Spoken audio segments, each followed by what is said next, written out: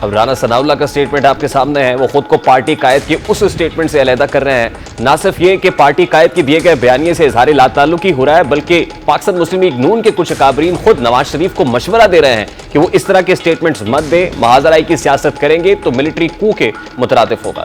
ये जजेस और जर्नैलों के एहतसाब का बयानिया पार्टी का पॉलिसी बयानिया नहीं है, पॉलिसी नैरेटिव नहीं है, तो फिर नैरेटिव है क्या? बिस्मिल्लाहिर्रहमानिर्रहीम।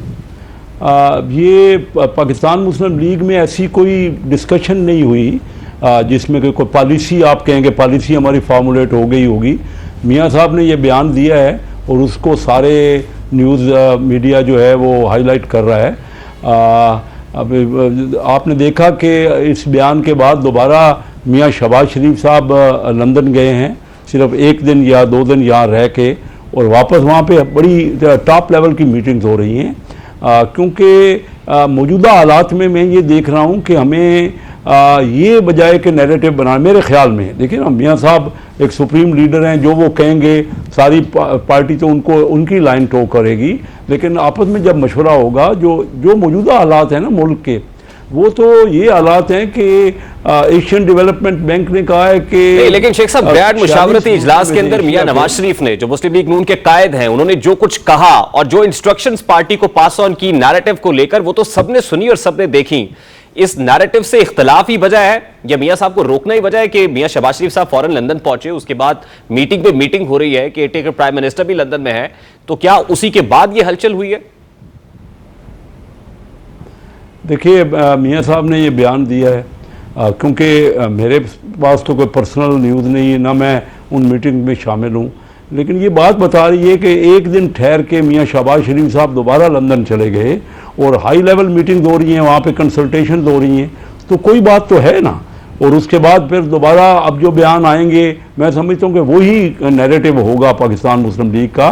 देखिए बात ये जो अभी कोई नैरेटिव बनाया नहीं है पाकिस्तान मुस्लिम लीग नून ने, और आप ये समझते हैं कि अगर जजेस और जर्नैलों के एहतसाब की बात करेगी पाकिस्तान मुस्लिम लीग नून, तो डैमेजिंग होगा, काउंटर प्रोडक्टिव होगा नून लीग के लिए? नहीं, मैं ये नहीं कहता कि, देखिए मैं ये कह रहा हूँ कि जो भी सबको सोच समझ के एक नैरेटिव बनाना होगा, काउंटर, ये अभी बात तो कहना टू अर्ली है।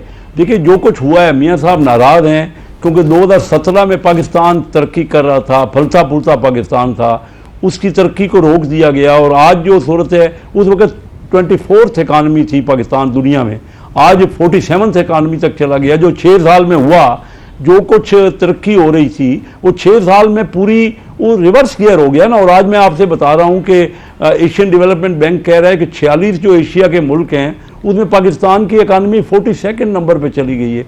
अब आप अंदाज़ा कीजिए कि ये क्या सूरत हाल है। और 40% हमारे लोग, 40%, तकरीबन 10 करोड़ लोग गुर्बत की लकीर से नीचे चले गए हैं। हमारी ग्रोथ, हालांकि एशिया में जो एवरेज ग्रोथ है वो 5.7% है, तो पाकिस्तान की ग्रोथ जो प्रोजेक्टेड है अगले साल वो 1.9% है। एशियन डेवलपमेंट बैंक भी प्रेडिक्ट कर रहा है 1.9%। एक और डायमेंशन है शेख साहब, देखिए आप इकोनॉमिक फ्रंट को समझते हैं, आप ये समझते हैं कि पाकिस्तान मुस्लिम लीग नून का नैरेटिव माशी नैरेटिव और माशी कारकर्दगी होनी चाहिए, नहीं 2017 में जो परफॉर्मेंस थी, जहां छोड़ के गए थे, वो बयानिया बनाना चाहिए पाकिस्तान मुस्लिम लीग नून को? मैं यही समझता हूं कि जो मौजूदा हालात हैं ना, देखिए मैं लोगों में मौजूद हूं, मैं देख रहा हूं कि जो लोगों के हालात हैं, जो उनको 2 वक्त का खाना मुश्किल हो रहा है। मैंने अर्ज किया कि 10 करोड़ लोग गुर्बत की लकीर से नीचे चले गए हैं। तकरीबन 1 करोड़ बंदा पिछले साल 1.5 साल में जो गरीब नहीं था, या 2 साल में वो गरीब हो गया है। तो पिछले 1 साल 1.5 साल के अंदर तो आपकी हुकूमत थी सर, 16 बार तो पीडीएम की हुकूमत बरसर इक़्तिदार रही है जी। अदरवाइज ये देखें ना, ये मिसनामर है, इसमें ही गलत फहमी है, इसमें कोई शक नहीं। 16 महीने हमारी हुकूमत रही है, जो लेकिन हुकूमत हमारी ने जो टेक ओवर किया, उस वक़्त $70 अरब की इंपोर्ट छोड़ के गई पीटीआई, और $30 अरब की एक्सपोर्ट थी, $40 अरब का गैप था। 12 मई जब हमारी हुकूमत शुरू हुई ना, तो 12 यानी 3 हफ्ते के अंदर अंदर 12 मई 2022 को मेरी 25 मिनट की तकरीर है कौमी असम्बली में, जिस पे मैंने कहा कि पाकिस्तान की मईशत वेंटिलेटर पे है, और मैंने कहा कि कोई एक डॉक्टर मिफ्ता नहीं, मेरी ये तकरीर है, तमाम बोर्ड बिठाना पड़ेगा डॉक्टरों का और मसले को हल करें।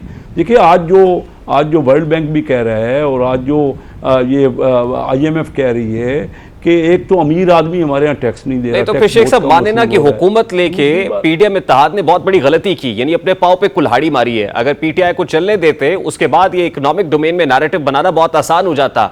16 बार की हुकूमत में जो कुछ किया है, आज लोग आप पर नजला गिराएंगे, कॉन्स्टिट्यूएंसीज में जाना मुश्किल कर देंगे लोग। वो तो मैं खुद कॉन्स्टिट्यूंसी में हूँ, आप दुरुस्त कह रहे हैं कि मुश्किल है, लेकिन उसके बावजूद जब ये हम देख रहे हैं कि पाकिस्तान जो है वो डिफ़ॉल्ट हो रहा है, क्या हम उसको डिफ़ॉल्ट होने देते कि अपनी हमारी सियासत बच जाती कि मुस्लिम लीग के वोट ज़ाया ना होते? हमने तो अपने आप के अपनी सियासत को कुर्बान किया है रियासत पे। देखिए मुल्क डिफ़ॉल्ट हो रहा था। अच्छा, ये एक डायमेंशन है। कता कलामी के लिए माजरत सर, मुशाहिद हुसैन सैयद साहब पाकिस्तान मुस्लिम लीग नून के रहनुमा है, वो कहते हैं कि इस हुकूमत को गिराने और फिर अपनी हुकूमत बनाने के लिए हमने जनरल बाजवा की सहूलतकारी की है, क्योंकि जनरल बाजवा की लड़ाई पीटीआई के साथ थी, चेयरमैन पीटीआई के साथ थी, हमने उनकी सहूलतकारी की और हुकूमत ले ली। इसमें तो कोई शक नहीं, देखिए ना बातें सामने हैं, इसमें कोई शक नहीं है। देखिए ना जब सारी पार्टियों ने मिल के जनरल बाजवा को 3 साल के बाद 6 साल की एक्सटेंशन दी, देखिए उस वक़्त जो हमारी पार्टी की मीटिंग हुई ना, पार्लिमानी पार्टी की, मेरा उस वक़्त मौजूद है, आप रिकॉर्ड मंगा लीजिए। मैंने कहा हमें बता तो दें, मैंने कहा कि मुझे बताएं तो सही कि जो इतना बड़ा आप एक्शन ले रहे हैं, 3 साल से 6 साल कर रहे हैं, उसकी वजूहत तो बता दें, हमें एक्सप्लेन तो करें ना। तो उन्होंने कहा नहीं जी, मियाँ नवाज शरीफ साहब ने, ख्वाजा आसिफ साहब ने कहा कि मियाँ नवाज शरीफ साहब ने हमसे हलफ लिया है वहाँ पे लंदन में कि ये बातें जो हैं वो हम तक ही रहेंगी। तो मुझे ये समझ ही नहीं आती थी उस वक्त। तो हम सब पार्टियों ने मिल के जनरल बाजवा को, आज वही जनरल बाजवा जिससे पूछ लो, पीटीआई से पूछ लो, एक वक्त में एक ही पेज पे थे और आज उनके खिलाफ हुए। बहुत बहुत शुक्रिया कैसर अहमद शेख साहब, पाकिस्तान मुस्लिम लीग नून के रहनुमा हमारे साथ मौजूद थे।